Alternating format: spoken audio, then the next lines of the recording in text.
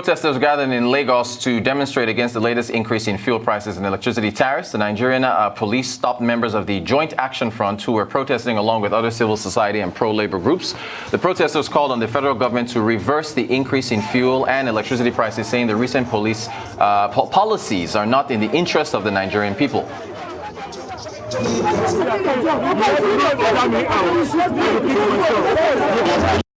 We're asking for better life because, look, Nigeria is, don't forget that we are still said to be the poverty capital of the world, and 110 million Nigerians are living on less than $2 a day. Life is extremely very difficult, and so you are now adding, imposing more hardship on the people of this country. It will not work. So the arguments of the past obviously are no longer relevant for today, and that is why they are coming out and they are trying to visit their fury and their venom on the Nigerian people, and we are saying absolutely no, it's not going to happen. We're joined by Arise business analyst Chika Mbonu to respond to that. Chika, you're very welcome. Thank you so much for joining us. So you've heard from Achike Chude, Deputy Chairman of the Joint Action Front. He's made some points, Chika. How would you respond to that? This is a very sobering moment, very challenging moment for the country, and it's like a chicken and egg situation for us, really. The truth is that the country cannot continue to, fund these subsidies. It's difficult. The revenues have cratered by more than 60, 65, 70%. We know all that. And we also know that subsidies have created inefficiencies in the deployment of capital, all over the country. We also know that government cannot carry everything alone. We need foreign investments to come into our country to support the growth of these two key sectors.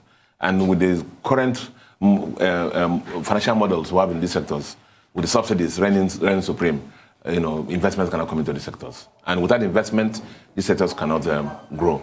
So the combination of the fact that our revenues the government revenues have fallen, and the need to attract foreign investments into the sector, which will, even out down the line, have necessitated this removal of these subsidies. So that's one scenario. Having said that, the points being made as the poverty capital of the world is relevant, and almost all the indices that represent the fact that things are tough for us, are what's up for them. But so what do we do, really? What do we do? On the one hand, the government has stuck to the position they have to change the remove the subsidies. So as my colleague said in the morning show, what's the option? It's not as simple as Labour going to say you must just reverse the removal of subsidies. It's not as simple as that, because of the fact that you must provide solutions. What can the country do? So as parents, if we don't have the money, we don't have the money. The lifestyle we have given somebody in the past, if we don't have the money, we're going to steal to fund the lifestyle. So the issues that the country cannot have continue to afford this. So what is the option for us?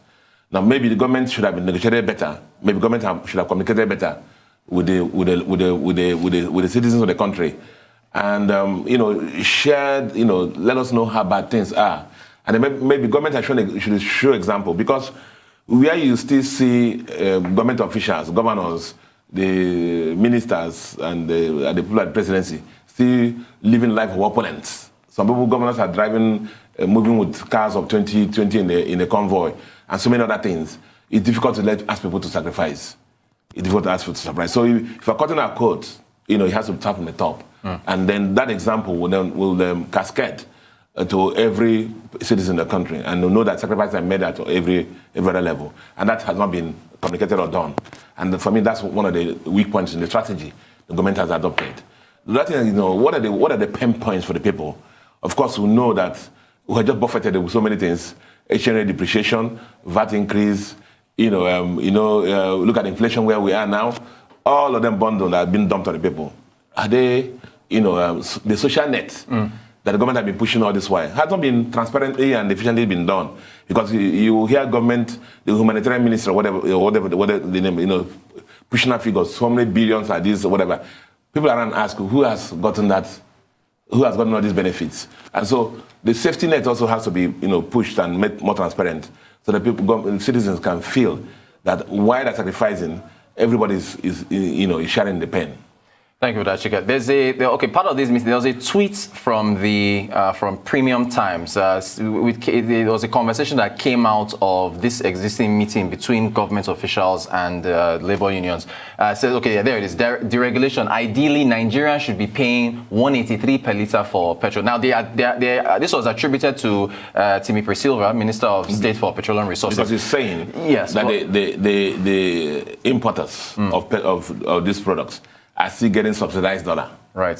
They're not getting dollar, the black market rate in quote. Yes. Now, if they're getting, a government is giving them dollars, this, but this is funny because government is recognizing, I don't know, government should be recognizing the black market rate of 450, implicitly, right. But because the rate really that we should recognize is 386, yes, the NAFEX rate. NAFEX rate, yes. But he's saying that if that's the rate should actually be 183 naira, and then implicitly, government is still creating subsidy. An FX subsidy. Yes, FX subsidy. That's what it's saying there. Okay, so what about if Nigerians are already complaining of 159 now? Yes. Yeah. So how won't this push them further to the wall? That's why he's saying that there's a gap. There's still a subsidy between the 183 they should pay. Yes. We should pay, and then the 160 or 161 that we're paying now. Mr. Waba, the NLC president, when he was making his case, he mentioned minimum wage being eroded. Mm-hmm. He now said that in Ghana and other West African countries, they have higher minimum wage. But Ghana, then they're paying